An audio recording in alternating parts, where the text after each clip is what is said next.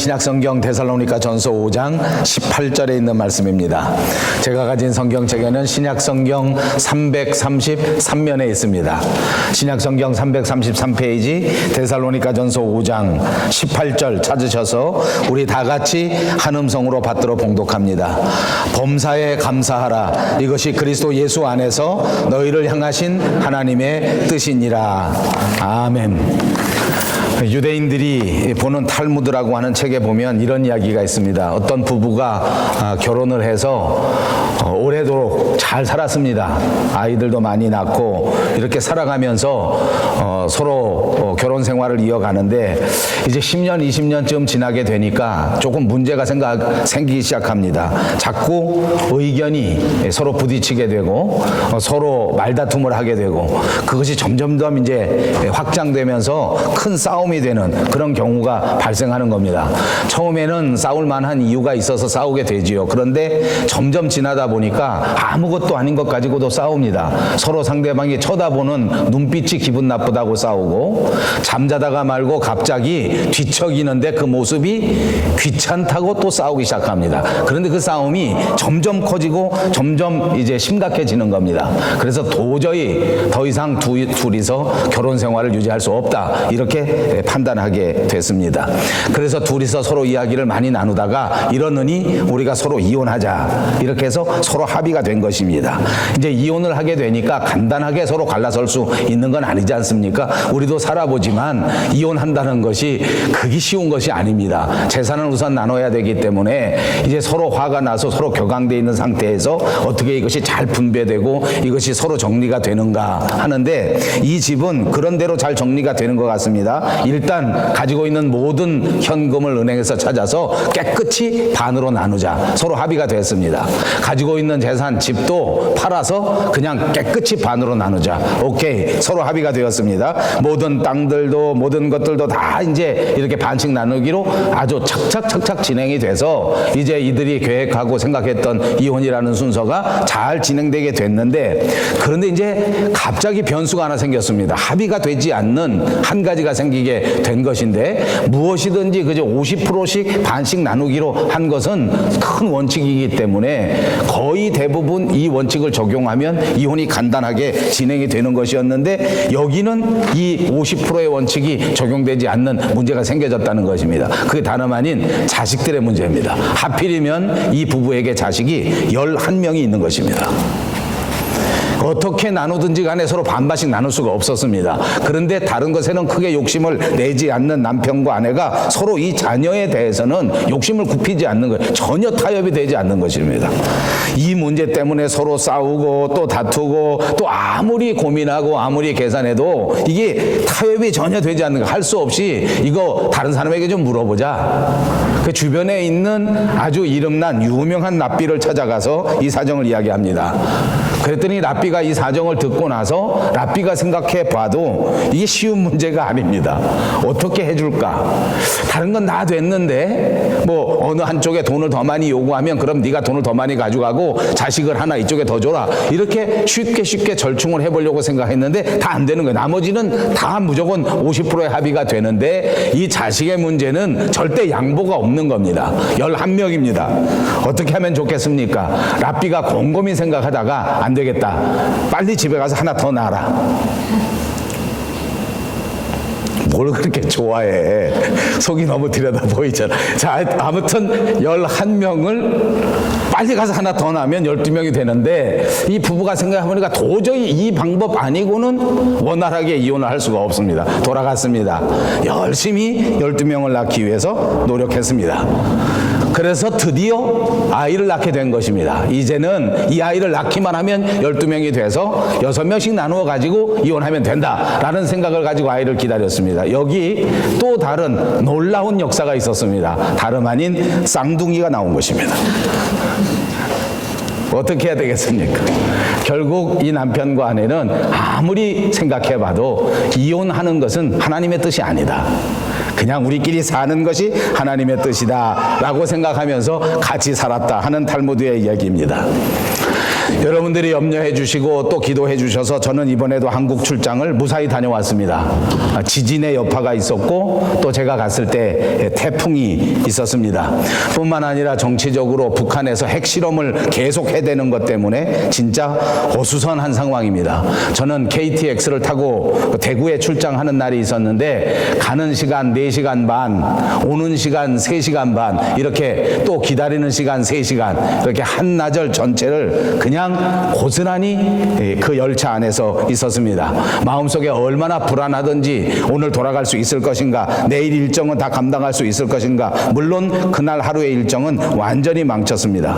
저는 이번에 여러 모임이 있었습니다. 회의가 계속되는 일정이었습니다. 처음 만나는 사람들과 학교에 관련된 이야기들을 이야기하고 또 회의하고 서로 무엇인가 새로운 프로그램을 만들기 위해서 서로 의중을 파악하는 그런 모임을 많이 가졌습니다. 진짜 답답한 것은 저도 그 사람들의 속마음을 모르겠고 그분들도 제 마음을 모르는 것입니다. 제가 무슨 뜻을 가지고 어떻게 이야기하는지 전혀 파악하지 못합니다. 그리고 전혀 다른 소리를 하고 저도 그분들이 하는 말과 그분들이 하는 모든 계획들을 전혀 이해할 수가 없었습니다. 그러니까 자연히 이번 회의의 결과는 마땅한 열매가 하나도 없었습니다.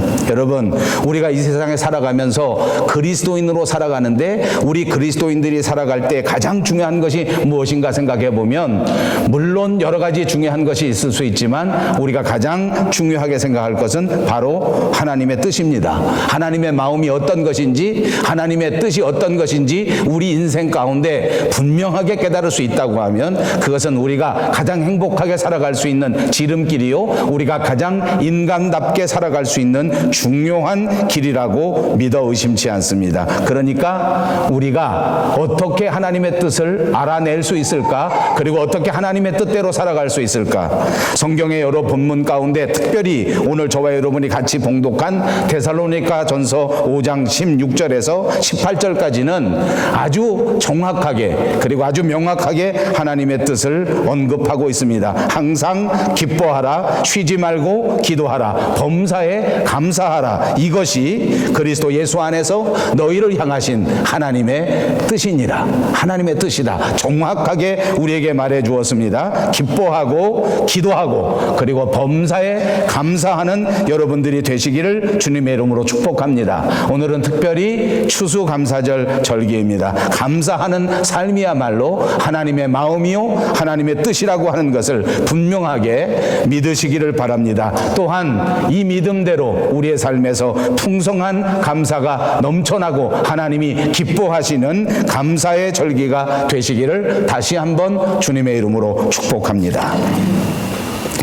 구약성경 구약시대 이스라엘의 모든 남자들은 적어도 1년에 3번 무교절, 77절 그리고 초막절이라고 하는 절기에는 반드시 하나님 앞에 나와 감사의 예물을 드리며 하나님 앞에 영광을 돌려야만 했습니다. 이 절기는 모두가 다 모여서 모든 백성들이 함께 기뻐하고 함께 잔치하는 축제의 날이요 축제의 절기였습니다. 하나님께서는 이스라엘 백성들이 이렇게 축제의 절기를 지키고 하나님께서 이렇게 감사의 절기를 기뻐 받으셨다는 것을 성경이 기록한 것입니다. 왜 하나님께서는 절기를 지키게 하시고 왜 하나님께서는 이 감사절을 우리에게 만들어 주셨는가 하는 것을 생각해 보시고 다시 한번 은혜를 받으시기를 바랍니다. 첫째로 하나님은 감사하는 자를 기뻐하시기 때문에 오늘 추수감사절을 만드시고 저와 여러분으로 하여금 하나님 앞에 감사의 예배를 드리게 하신 줄로 믿습니다.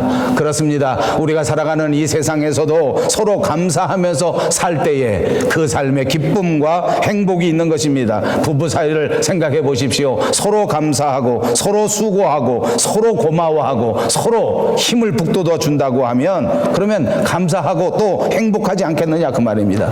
자녀와 부모 사이에도 그렇습니다. 부모가 자녀를 볼 때에 언제나 너희들을 보니까 기쁘다, 건강하게 잘 자라나는 걸 보니까 내가 정말 고맙다, 너희들이 이 세상에 성실하게 이렇게 이렇게 열심히 사는 걸 보니까 내가 정말 감사하다라고 표현할 수 있다고 하면 그 가정에 기쁨이 넘쳐나게 될 것이고 그 가정에 행복이 넘쳐나게 될 것 아닙니까?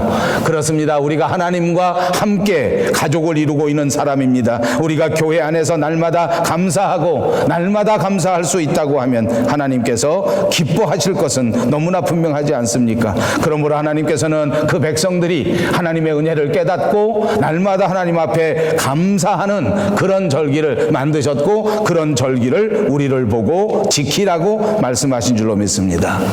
제가 이번에 한국에 갔을 때에 뉴스를 여러 가지 보았습니다. 그 중에 마음속에 아주 안타까운 뉴스가 있었는데 젊은 소방관 한 사람이 태풍을 만나서 사람들을 구조하러 들어갔다가 그만 자기 자신이 목숨을 잃게 된 사건입니다. 얼마나 안타까운지 모릅니다. 정말 꽃다운 나이에 다른 사람들을 위해서 무리하게 진입했다가 그만 자기 목숨을 잃어버린 것입니다. 그런데 그 뉴스가 다 지나갈 때쯤 돼서 또 다른 뉴스가 나오는데 그 뉴스 안에는 무엇이냐면 이 소방관들이 메고 가는 이 산소통 안에 있는 산소가 불량이라는 것입니다. 그걸 내시경을 들어서 조사해 보니까 산소통 전체 전국에 있는 산소통의 3분의 1에서 이물질이 발견됐는데 이 이물질을 가지고 그대로 놔두면 이 산소를 흡입하는 사람이 오히려 호흡 곤란이 오고 오히려 갑자기 어지럼증이 생길 수 있다. 저는 이렇게 시간이 짜투리 시간에 뉴스를 보다가 얼마나 놀랐는지 몰라요. 생명을 구원하기 위해서 산소통을 만들어서 아주 어려운 상황 속에 다른 사람의 생명을 구출하기 위하여 그 산소통을 메고 들어가는 것인데 정작 그 산소통 안에 관리를 똑바로 하지 못해서 거기 위험물질이 들어있다. 거기 우리 대한민국의 젊은이들이 그렇게 완전히 노출되어 있다. 이게 도대체 어떻게 된 거니?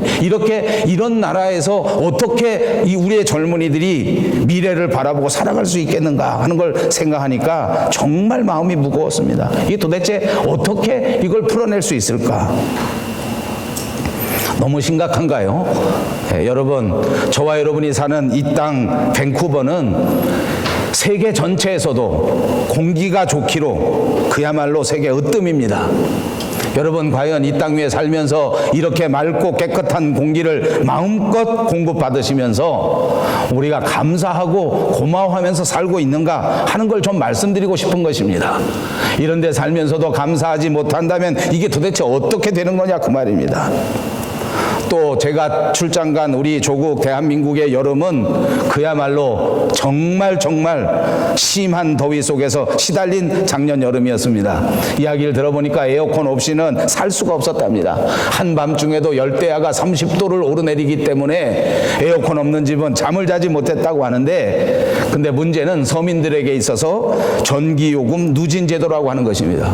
우리 한국 사람들은 이것을 가리켜 전기료 폭탄 이렇게 표현합니다. 이게 큰 사회 문제가 되고 지금 이 여름에 사용한 전기요금들이 각 가정의 요금으로 배달되는데 이때 정말 큰 문제가 생깁니다. 정부에서는 어떻게 하든지 이 문제를 해결하기 위해서 여당이든 야당이든 열심히 노력합니다. 그런데 완전히 해결은 되지 않지만 그래도 그냥 이 큰 폭탄 같은 전기요금을 어느 정도는 감면해 준다 하는 뉴스를 보았습니다. 완전히 만족하진 않아도 그 요금이 줄어드니까 사람들이 얼마나 기뻐하는지요. 갑자기 전기요금이 몇백만 원씩 나왔다가 그래도 그게 100만 원으로 줄어들었다. 그러니까 크게 기뻐하는 사람들의 모습을 뉴스를 통해서 저는 보았습니다. 여러분, 우리가 누리는 이 햇빛, 하나님께서 우리에게 주시는 아름다운 날씨, 이거를 만약에 전기요금으로 환산한다고 하면 얼마나 될까? 그것도 10년 쓴 사람에게는 그냥 정당한 요금을 받고 20년 쓴 사람에게는 누진제를 적용하고 저처럼 60년 쓴 사람은 한 30배 폭탄을 때린다면 이 요금이 얼마가 나올까? 하나님이 만약 어느 날 제 우체통에다가 햇빛 사용 요금 명세서 해가지고 폭탄 요금을 보낸다면 우리 얼마 내야 되겠냐 이 말이에요. 그러다가 하늘나라 천사들이 모여서 회의를 하고 60년 산 사람의 요금은 탕감해 준다. 이야, 그럼 제가 얼마나 기뻐하겠습니까? 진짜 할렐루야를 부를 것 같아요. 우리가 날마다 사용하는 햇빛, 이건 그냥 전기도 아니지 않습니까? 이 햇빛 때문에 우리가 광합성을 하고 이 햇빛 때문에 우리가 건강을 지키고 이 햇빛 때문에 우리가 인생의 아름다움을 만끽한 이 모든 것들을 요금으로 환산한다면 얼마겠고, 도대체 이 모든 요금을 한꺼번에 예수 그리스도의 십자가로 탕감해 주셨으니 우리의 감사의 제목이 도대체 얼마나 큰 것이냐 말입니다. 무엇으로 하나님 앞에 보답할 수 있겠느냐 그 말입니다. 이런 삶을 살면서 우리가 감사하지 못한다고 하면 우리는 인생이라고 말할 수조차 없을 것입니다. 사랑하는 여러분, 감사는 하나님이 가장 기뻐하시는 진정한 예물인 것을 믿으시기를 바라고, 여러분의 삶에서 하나님 앞에 날마다 풍성한 감사가 넘쳐나시기를 다시 한번 주님의 이름으로 축복합니다. 하나님께서 우리에게 감사절을 지키라고 말씀하신 두 번째 이유를 찾는다고 하면 그것은 우리가 감사를 잊어버리고 살기 때문입니다. 그래서 감사절을 지키라 이렇게 말씀하신 것이라 말입니다. 1863년 미국에서 남북 전쟁이 있었습니다. 전쟁의 와중에서 모든 사람들이 고통을 겪고 있는 그때에 링컨 대통령이 추수감사절을 선포한 것입니다. 이 추수감사절은 국경일로 지켜야 한다. 모든 전쟁에 참여한 국민들이, 모든 국내외의 미국인들이 너나 할 것 없이 이날은 하늘 아버지의 날로 선포하고, 이날은 아버지의 은혜를 감사하는 날로 선포하고, 하나님의 은혜를 감사하고 하나님의 은혜를 찬양해야 한다라고 메시지를 발표한 것입니다. 이것 때문에 그 후에 미국의 대통령은 언제나 추수감사절이 되면 추수감사절 메시지를 발표하는 그런 전통이 생겨졌다고 합니다. 전쟁통에서 감사한 것입니다. 오히려 초라한 경제력을 발휘할 때에도 포기하지 아니하고 그렇게 감사했습니다. 편안할 때만 한 것이 아닙니다. 풍요로운 시대에만 한 것이 아닙니다. 어떤 정치가가 말한 것처럼 오늘의 이 문제라고 하는 것은 풍요롭지 못한 것이 문제가 아니고 편하지 못한 것이 문제가 아니라 이 삶을 살아가면서 하나님 앞에 감사하지 않는 것이 문제다, 이렇게 지적한 적이 있습니다. 저도 똑같이 그렇게 생각합니다. 오늘 우리 조국 대한민국에게도 아주 의미 있는 메시지가 아닌가 싶습니다. 아니, 저와 여러분에게 꼭 필요한 말씀이라고 믿습니다. 오늘 우리는 어떻게 이렇게 살아오게 된 것입니까? 우리에게 부모가 없었다면, 우리에게 스승이 없었다고 하면 오늘 이렇게 앉아있을 수 있는 사람은 없습니다. 스승님의 은혜를 받고 부모님의 은혜를 받고 자라난 것이 너무나 분명합니다. 그럼에도 불구하고 이 아름다운 은혜를 우리는 너무나 당연하게 생각합니다. 사람으로 태어났는데 이런 부모의 은혜를 알지 못하고 이런 스승의 은혜를 알지 못한다고 하면 짐승과 다를 바가 없을 것입니다. 우리에게 핑계는 있습니다. 우리가 살아가는 삶이 너무나 바빠서, 너무나 힘들어서 감사하는 것을 잊어버리는 것입니다. 저도 자식입니다. 왜냐하면 제게 부모가 계시기 때문입니다. 제게도 자식이 있습니다. 이미 제 자식들도 분가하여 자기 가정들을 이루었습니다. 우리는 서로 바쁘게 삽니다. 저는 너무 바빠서 한국에 갔을 때에도 저희 어머니를 한 번 밖에 뵙지 못합니다. 한국에 갔다 와서 돌아와도 바삐 사는 저희 자식들은 제게 안부 전화도 한 번도 하지 못합니다. 너무 바빠서 이해해 줍니다. 그러나 짐승입니다. 짐승은 그렇게 삽니다. 근데 저희 집에 사는 강아지는 그렇지 않습니다. 제가 한국에 출장 가면 매일같이 서쪽 하늘 바라보고 저를 그리워합니다. 아버지, 아들보다 나아요. 돌아오니까 얼마나 좋아하던지, 다리 다 부러질 것 같아요. 어떻게 뛰는지. 제가 뭐라고 했겠어요? 아들보다 낫다, 아버지. 부모의 은혜는 잊어버려도 괜찮지만 하나님의 은혜를 잊어버리면 진짜 짐승입니다. 아무리 바빠도, 아무리 힘들어도, 여러분, 하나님의 은혜를 왜 잊어버릴까요? 바쁘다고 잊어버려지는 걸까요? 아니요. 가만히 생각하면 의식이 없어요. 내가 하나님의 자녀라고 하는 의식이 없는 거예요. 사실은 깨달음이 믿음입니다. 깨달음이 없는 거예요. 사람은 깨닫는 만큼 믿게 되어 있고 사람은 깨닫는 만큼 감사하게 되어 있는 거예요. 아무리 바빠도 깨달으면 하나님 앞에 감사할 수 있는 것입니다. 그러니까 감사를 깨달아야 됩니다. 제가 목회하면서 보았습니다. 여러 사람들을 보니까 진짜 감사라고 하는 것은 깨달음의 차원입니다.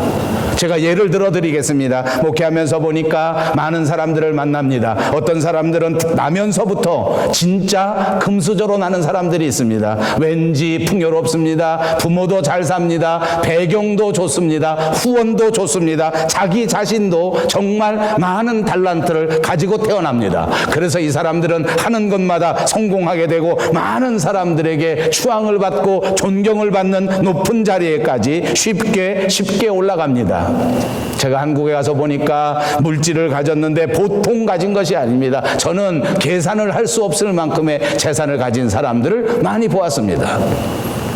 그런데 그렇다고 해서 정말 감사하는 사람들은 많지가 않습니다. 큰 기업을 운영하는 사람도 불평과 불만투성이입니다.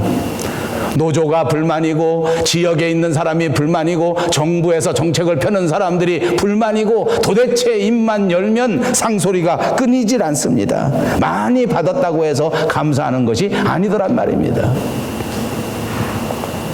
제가 이번에 참석했을 때에는 우리 대한예수교 장로회 총회가 벌어지고 있었습니다. 그 교회에 가서 보니까 정말 어마어마한 교회입니다. 교회에서 만난 목사님들을 보니까 전국에서 고르고 뽑혀서 온 목사님들입니다. 엄청난 교회를 맡아서 담임하는 목사님들입니다. 제가 볼 때는 정말 부러워 죽겠어요.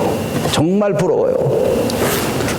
장로님들의 숫자만 해도 우리 교회보다 몇십 배 넘는 그런 교회를 담임합니다. 그런데 정작 그 목사님은 그렇게 귀한 그런 모든 것들을 받아서 감사하고 행복하고 그러지는 않더란 말입니다. 그 목사님들도 불평투성입니다. 장로님에 대한 불만, 교단 정책에 대한 불만, 정부에 대한 불만, 그야말로 불평과 불만투성입니다. 여러분, 제가 목회하면서 보니까 제가 봐도 받은 게 별로 없는 사람이 있습니다. 제가 봐도 별로 받은 게 없더라고요.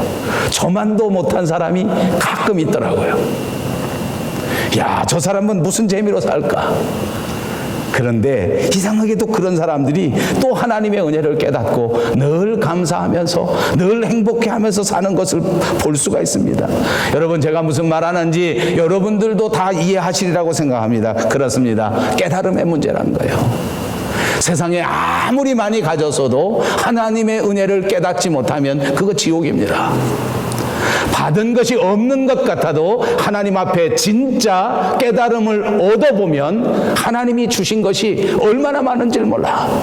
날마다 감사하고 날마다 행복하고 날마다 기쁘고 날마다 생동하는 능력으로 살아갈 수 있는 힘의 원천이 예수 그리스도의 십자가라고 하는 것을 깨닫는 것이 문제라고 말입니다. 사람이 볼 때는 여유가 없는 것처럼 보여도, 사람이 볼 때는 물질 때문에 고생하는 것처럼 보여도 그 사람의 깨달음이 있다고 하면, 십자가의 차원에 도달했다고 하면 그는 얼마든지 이 세상을 이기고 극복하고 행복하게 살아가는 사람이 되는 줄로 믿습니다. 그러니까 우리에게 중요한 것은 깨닫는 것이란 말입니다. 사랑하는 여러분, 이 감사절에 하나님께서 여러분에게 베푸신 그 놀라운 사랑, 그 크신 사랑을 꼭 깨달으실 수 있기를 주님의 이름으로 축복합니다. 여러분, 이 깨달음이 얼마나 중요한 그 중요한 것이기 때문에 이것은 결코 쉽지가 않단 말입니다. 저절로 깨달아지는 것이 아닙니다. 깊이 기도하십시오. 그냥 깨달아지는 것이 아닙니다. 날마다 열심히 묵상하십시오. 그래야 깨달아진단 말입니다. 그리고 그 깨달음의 기회는 날마다 계속하여 여러분 앞에 남겨져 있는 것도 아닙니다. 우리가 중요한 이때에 하나님의 깨달음을 얻지 못한다면 우리는 이 기회를 영영 잃어버릴지도 모릅니다. 하나님이 기회를 주실 그때에 진정한 깨달음을 얻을 수 있는 여러분들이 꼭 되시기를 바랍니다.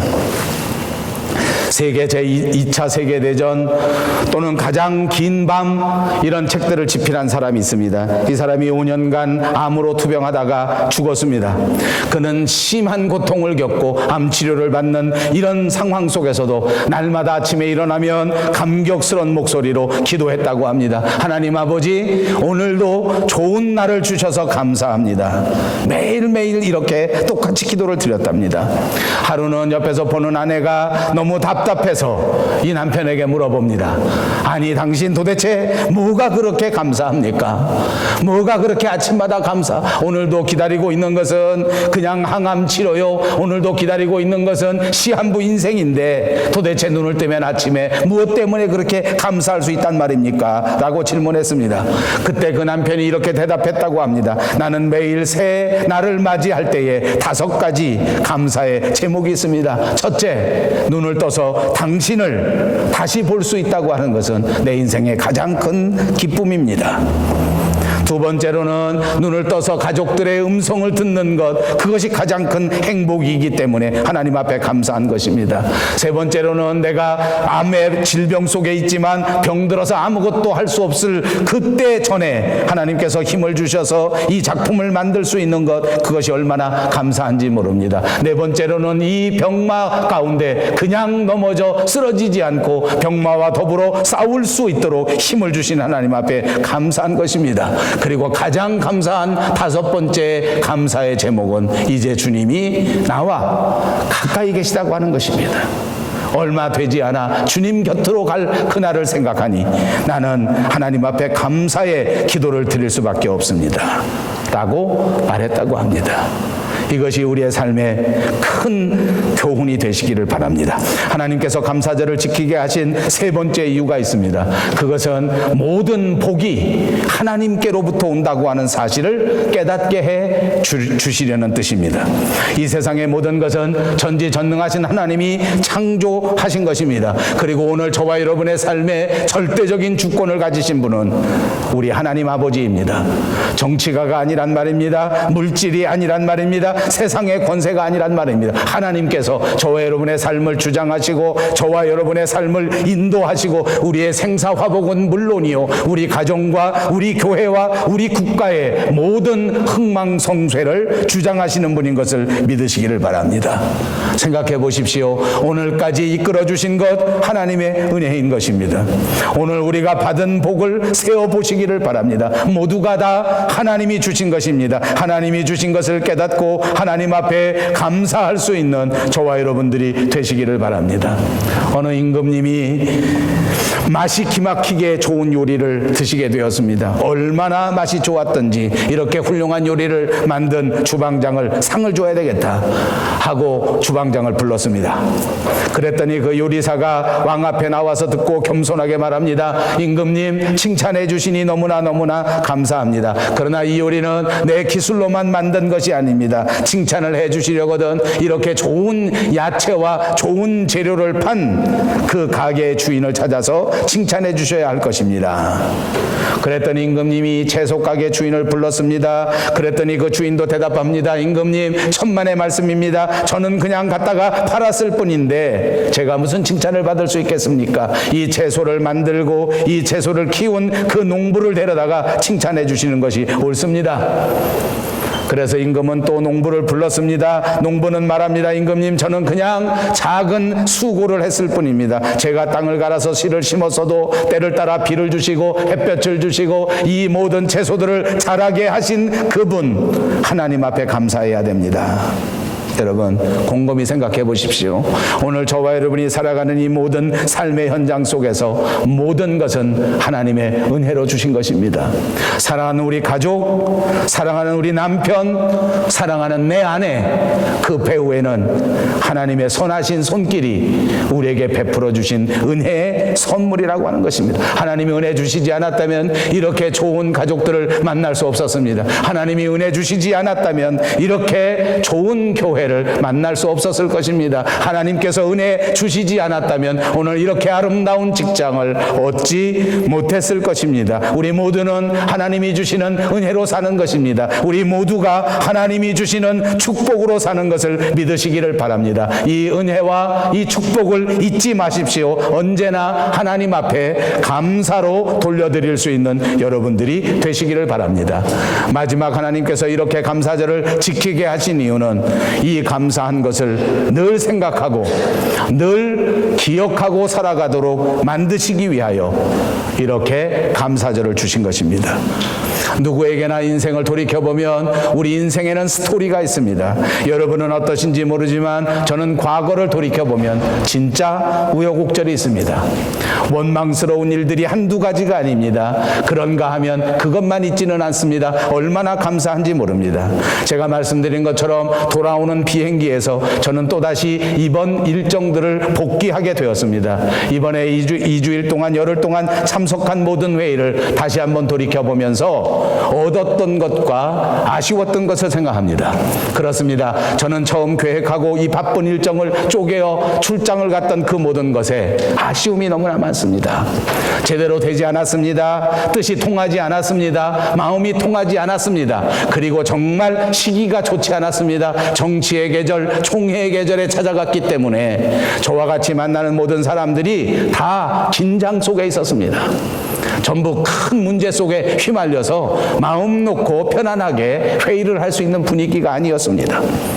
그런가 하면 이 아쉬움 속에도 얻은 것이 있습니다. 얼마나 감사한지 모릅니다. 오랜만에 좋은 사람들을 만납니다. 오랜만에 좋은 지원자들을 만납니다. 정말 뜨거운 신앙을 갖고 정말 아름다운 비전 속에서 캐나다를 꿈꾸고 있는 사람들을 만나게 된 것입니다. 그 젊은이들의 가슴 속에서 다시 한번 뜨거운 열정을 발견하게 되었습니다. 뜨거운 하나님의 사랑을 발견하게 된 것입니다. 그렇습니다. 우리의 지나온 과거 속에 어찌 원망만 있겠습니까? 우리의 지나온 과거 속에 어찌 열매가 없겠느냐는 말입니다. 우리가 잘못된 것을 생각하면 화가 납니다. 원망스러운 것을 생각하면 징후가 생기고 슬프고 괴로운 것이 당연합니다. 그러나 여러분, 이 모든 것들을 접어두고 용서하고 잊어버리면 그러면 우리 건강에 좋습니다. 그러면 우리 마음에 좋습니다. 그러면 우리 신앙생활에 좋습니다. 저는 돌아오는 비행기 안에서 원망을 다 내려놓지 않았습니다. 미운 것을 다 내려놓지 않았습니다. 그리고 돌아와서 잠을 자는데에도 이 분노와 이 후회가 내려놓아지질 않습니다. 화가 납니다. 시간이 너무 아깝습니다. 비용이 너무 아깝습니다. 그러게 되니까 제 손해입니다. 자다 일어나서 제가 기분이 나쁜데 하고 제 아내에게 말했습니다. 제 아내가 뭐라고 하겠습니까? 여보, 누가 전화했어. 가끔 전화 받고 기분 나쁜 일이 많으니까 아니. 누가 기분 나쁜 말 했어? 아니. 근데 왜 그래? 아니, 그냥 기분이 나빠. 그래서 제 아내가 어쩔 줄 몰라요. 나 때문에 제 아내도 기분 나빠진 거예요. 꼭 참고 제가 아닌 척 하려고 노력을 합니다. 다시 눈을 뜨고 여보, 나 기분 안 나빠. 괜히 그런 거야. 그 이상하죠? 제 아내가 속질 않아요. 아니, 뭘 나쁜데 뭘. 무슨 나쁜 일 있어? 아니, 없어. 이틀 걸렸습니다. 계속 없다고 우기고 이틀 걸려서 건강에 안 좋아. 마음에도 안 좋아. 가족 생활에도 안 좋아. 가족 건강에도 안 좋아. 잘못된 일, 원망된 일은 잊어버리시기를 바랍니다. 그리고 감사한 일을 기억합시다. 좋은 열매를 기억하고 사시기를 바랍니다. 좋은 열매, 감사한 일이 우리를 기쁘게 하고 우리를 새롭게 하고 우리를 생동하게 만들어서 다시 한번 우리 가정이 행복한 가정이 되고 우리 교회가 행복한 교회가 되도록 만들어 주실 줄로 믿습니다. 미국의 유명한 노만 휠이라고 하는 목사님이 있었습니다. 이 목사님에게 50살이 된 한 남자가 사업에 완전히 실패하고 절망 끝에 찾아오게 되었습니다. 상담을 원했습니다. 이 남자의 얼굴에는 희망이라고 하는 것은 찾아볼 수가 없었습니다. 이 남자의 태도에는 도대체 살아가려고 하는 의지는 하나도 발견할 수가 없었습니다. 목사님은 그에게 종이를 주고 연필을 줍니다. 그리고 묻습니다. 성도님, 지금 완전히 망했다고 하는데 다시 한번 점검을 해봅시다. 혹시 남은 재산이 있으면 한번 이 종이에 써보십시오. 남자는 더더욱 화가 잔뜩 났습니다. 화난 데다가 기름을 부은 것 같은 그런 상황입니다. 내가 완전히 망했는데 뭘 쓸 수 있단 말입니까? 내게 남겨진 것이라고는 아무것도 없습니다 하고 목사님에게 핏대를 올리면서 말했습니다. 목사님은 다시 조용히 물어봅니다. 아, 그래요? 그러면 제가 묻겠습니다. 묻는 말에 대답하십시오. 혹시 와이프는 살아있습니까? 예, 마누라는 살아있지요. 아, 그래요? 그럼 혹시 자식은 있습니까? 예, 자식은 셋이 있지요. 아, 그래요? 혹시 친구가 있습니까? 예, 있지요. 혹시 걸어다닐만 합니까? 아, 예, 아직 건강하지요. 자, 아무튼 이 남자는 아무것도 없다고 했지만 다시 목사님이 묻는 그 물음에 대한 대답을 종이에 적어 놓았는데 보니까 첫째, 재산 목록 1호 아내. 동의하지 않는 분이 많겠지만 그래도 1호는 아내입니다. 두 번째로는 자식. 세 번째로는 그래도 도와주겠다는 친구. 네 번째로는 그러나 이 세상 속에서 어떻게 하든지 바르게 살겠다고 하는 자기 스스로의 정직함. 아직도 걸어다닐 수 있는 이 건강.